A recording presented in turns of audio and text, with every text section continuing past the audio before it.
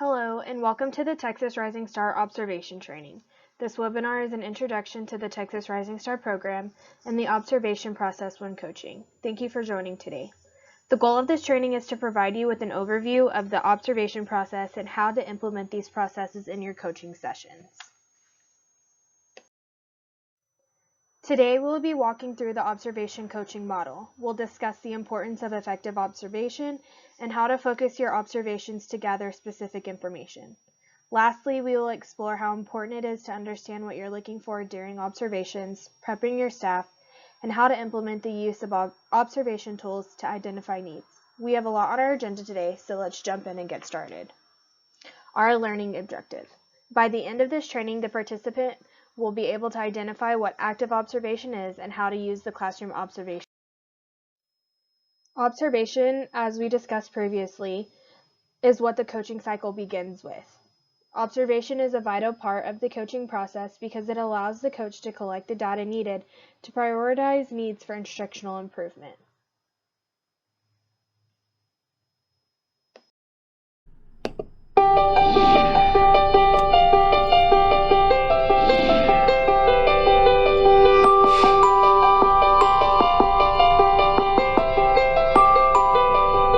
Instructional coaching is a process at our school whereby teachers identify an area of need that they would like to improve on related to their practice and about getting that support. Instructional coaching was identified as a strategy to use amongst a range of strategies. We saw that it gave us the opportunity here at St Augustine's to have that one-to-one conversation with teachers about how they teach, why they do what they do. This is about having a shared platform where we all have a discussion about our practice, and teachers are learners too, and it's about engaging teachers in that learning process, and instructional coaching enables us to do that. A coach and teacher pair may work together over a range of time. It is not limited, or it is not restricted to, or it's not expected to be a certain particular time. It all depends on the needs of the teacher. It's where, as we differentiate in the classroom, we differentiate for teachers. We identify what I'll be working on during an instructional coaching session through conversation. I reflect on what I've done or what's happening in my classroom, and I share with my coach what I want to improve on, and then we work out a specific goal and work out some strategies to achieve that goal. Now, your goal was around writing? Yes, I wasn't happy with the way I was teaching writing. It was mainly to the whole group, and I just feel that I need to get into small group explicit instruction in my writing. You went and had a look at Sean's class and you were looking at his structure? Yes, that's right. He was the one who had set tasks, but the children weren't all working on the same task. So they were differentiated? They were differentiated, and they had some choice in what they did when, and they were very motivated by that. They had some ownership over their learning, and then you also had the visit to Melissa? I had the visit to Melissa's class, and there I saw her working with a small group and being able to really drill down to the skills that the children needed in that small group while the other children were on task doing other activities. Well, it's just opened my eyes to a different way of initially structuring my classroom, especially my literacy block. I had the opportunity to look at other teachers and the way they were operating, and I got a lot of inspiration from them. I have the structure in place now to be able to give small group instruction, and visiting Melissa's classroom and Sean in particular, the way he structured his literacy block, and then the conversation with you that afternoon, it's really it hit home to that. It was the structure of my literacy block that was stopping me from being able to get into small group explicit instruction. Now my next step is that I want that to be really quality instruction on what the kids need, rather than saying, oh well, here's 6 kids, I'll teach this concept to these 6 and then I'll take the next 6 and the next and take them through the same process. I want to teach them, I want them to be working on something that they need. The outcomes of the instructional coaching process are shared rather than reported. Teachers reflect on what they've seen, what they've been through, the coaching process themselves, and they talk about their next steps with the coach, and they, at our school, record that on a Google Doc, which is shared with our AP and principal. This way, it's seen as something that's an ongoing document, that it's not limited to that experience, and that we've got other people that can contribute to that coaching opportunity through their expertise. So we look at it as sharing rather than reporting. There are a number of challenges that any school faces when implementing instructional coaching. Teaching for a long time has been quite a private, personal occupation. We've spent 5 to 6 years deprivatising teaching. We work in a flexible, open, collaborative environment. We've set up our timetables so that teachers have time to work together. The education landscape had changed so much that we really had to rethink the way we were delivering learning, and so we needed feedback on that. We need to be relevant. We know that we make the biggest difference to student learning, to student outcomes, and so it's really important that we reflect on our practice and that we receive feedback. But we have to identify what it is that we need to do to improve our practice, and so you have to have a professional conversation with someone about that. And it made sense to us that instructional coaching would be very helpful in that way.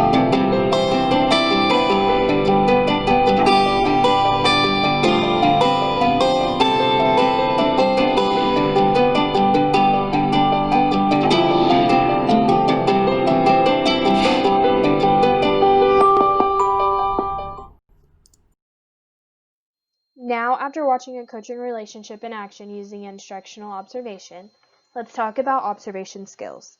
When observing in the classroom, some skills that would be beneficial are remaining objective. The coach only scores what is seen or heard and does not make inferences about a teacher's meaning or intentions. The coach manages cultural and individual biases, so this means they do not allow speech, dialect, or casual register to affect their observations in irrelevant areas. The coach uses neutral and verbal and nonverbal communication. During observations, the coach avoids influencing classroom interactions. The coach sets clear expectations. This means that they give the teacher the information on what they're expecting before, during, and after observation periods, how long the observation would be, the extent of your interactions during observations, and when they will receive feedback. The coach practices good note-taking. The note-taking then provides sufficient details and specific evidence to support feedback conversations or completion of assessment instruments. The coach prioritizes constructive observational feedback to share with the teacher in a way that is not overwhelming. Even though there may be many areas of feedback, the coach selects a few to work on with the teacher. Don't overwhelm them. The coach recognizes when to terminate an observation and/or report an incident. This is meaning if you're seeing any child mistreatment. Let's put these skills into action now and discuss the observation process. The observation process consists of many different pieces, such as what to do prior to beginning observations, during an initial observation, documenting observations and note-taking, and after the observation, your goal-setting period.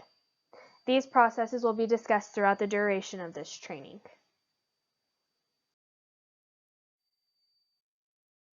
Prior to the initial observation, the coach should greet the teacher and remind her of the format for the coaching visit. You'll be observing, not coaching, and will engage with the children as little as possible. Seat yourself where you can see and hear the teacher at all times during this visit. This may require moving around the room at times to maintain a good view while trying to remain in the background. We like to call this the fly on the wall approach. When conducting the initial observations, it is important that when first working with the teacher to conduct a baseline observation to see which skills the teacher is already demonstrating and which need more support. The coach will observe how the teacher interacts with the children and will not provide feedback during this observation. The results of this observation will help the coach and the teacher determine which goals to set to improve teaching practice. Here's one suggestion for how to explain the process of the initial observation. As we begin working together, this observation will help me take some notes about all the great skills that you already have for working with children. And it will help us identify some areas in which we might want to set goals as we continue working together. It's not a test and there is no score. It's just a tool to help us document the work we are doing together over time and the goals we will choose together to work on.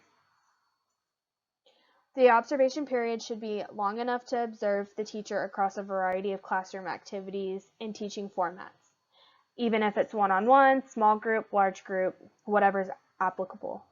We recommend observing during a 1 to 1.5 hour block if you can, which should take place during the morning after the majority of the children have arrived, though it can include the period when some children are still arriving. This observation should be conducted at the beginning of the school year or the beginning of coaching work with the teacher, whichever is most appropriate given the teacher's circumstances.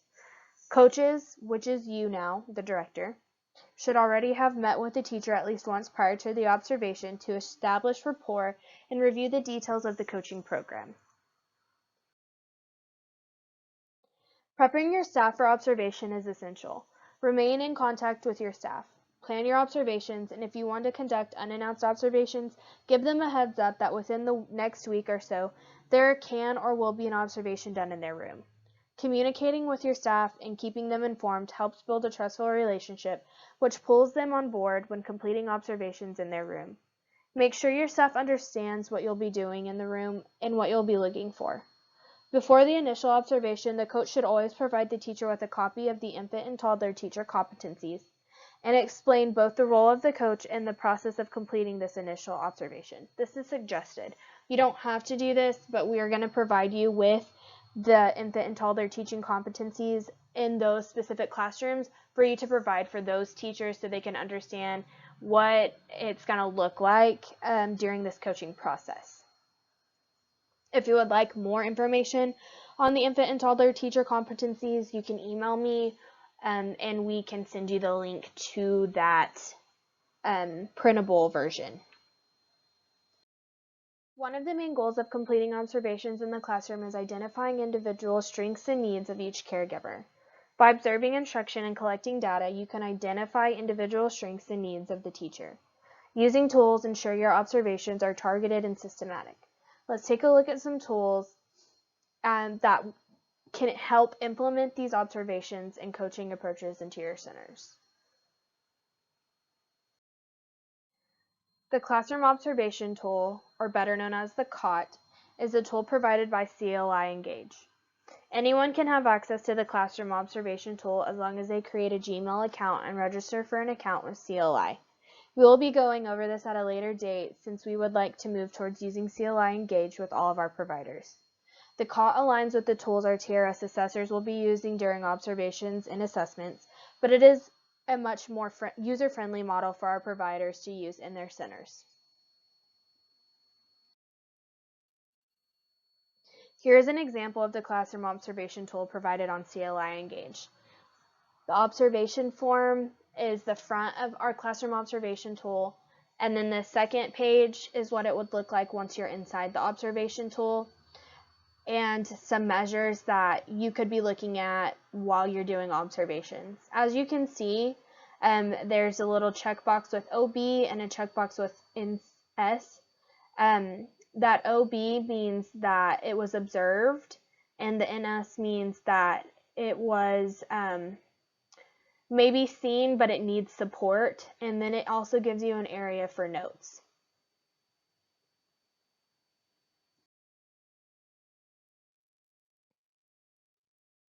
The COT is separated up by age groups. The first COT we will discuss is the pre-K COT. The pre-K classroom observation tool is a tool that can be used in the classroom to help teachers or coaches make specific observations. The COT includes measures which help narrow down what the observer is looking for at the specific time. The COT also helps the coach or teacher make specific goals for change or improvement when it is needed. You can learn more about the COT at the web address provided at the bottom of this page. The COT includes item level indicators, which are highly targeted and focus on evidence-based teaching behaviors that research has shown improve child outcomes.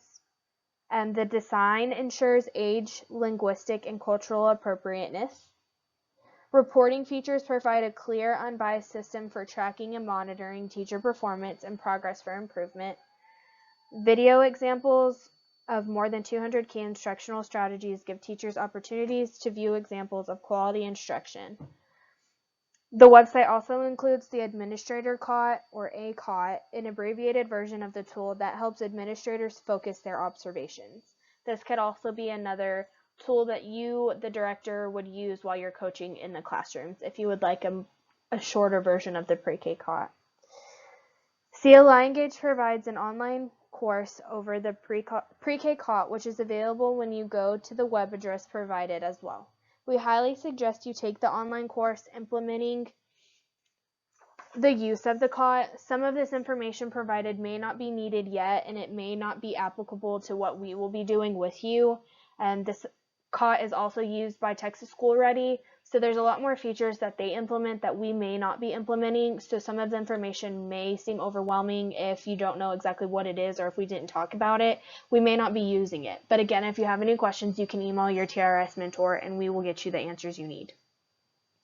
That pre-K COT training that is provided on CLI is a lot of information, but it is really helpful and it's really good for you to know. In that course, you can learn about the COT, you'll learn about research, the benefits of using the COT, how to score the COT, how to enter the COT into CLI Engage, which is something that you may not be doing right now. It allows you to practice scoring read alouds. CLI also provides video examples specific to COT domains for anyone to watch. We'll be viewing an example of that on the next slide.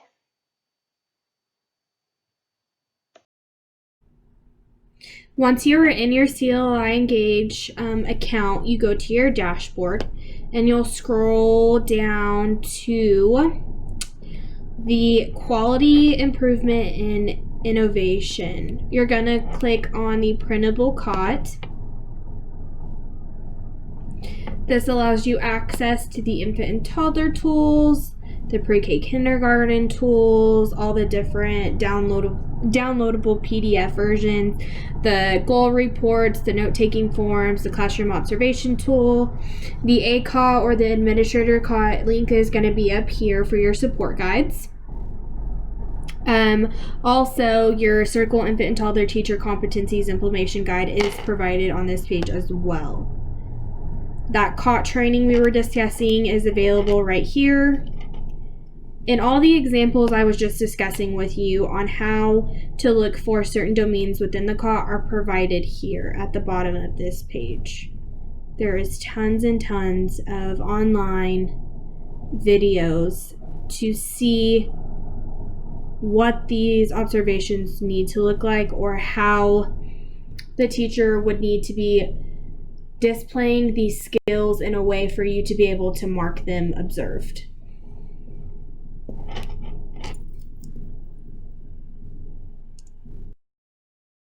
Moving on to the infant and toddler tools provided by CLI Engage.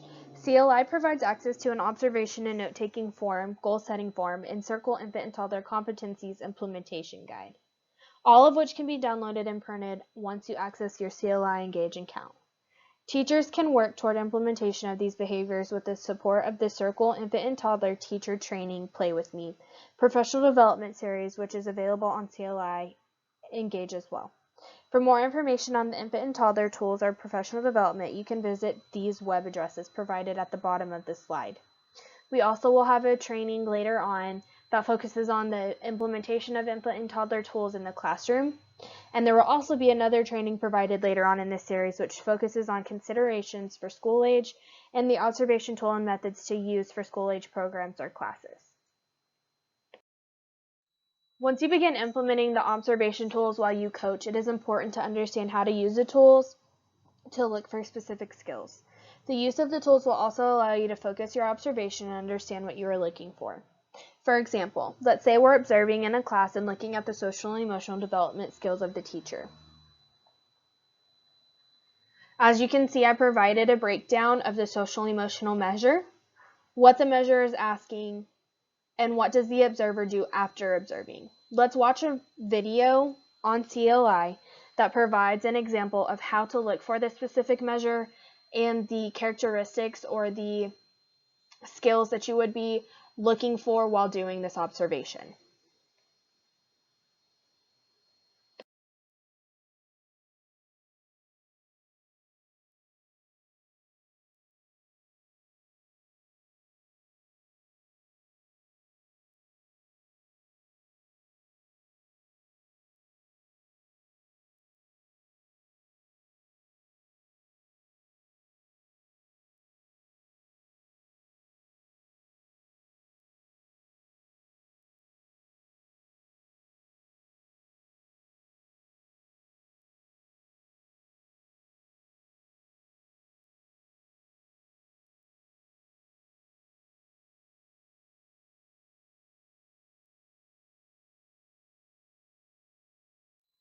While knowing how to be specific with your observation is of high importance, it is as equally important to know how to document your observations.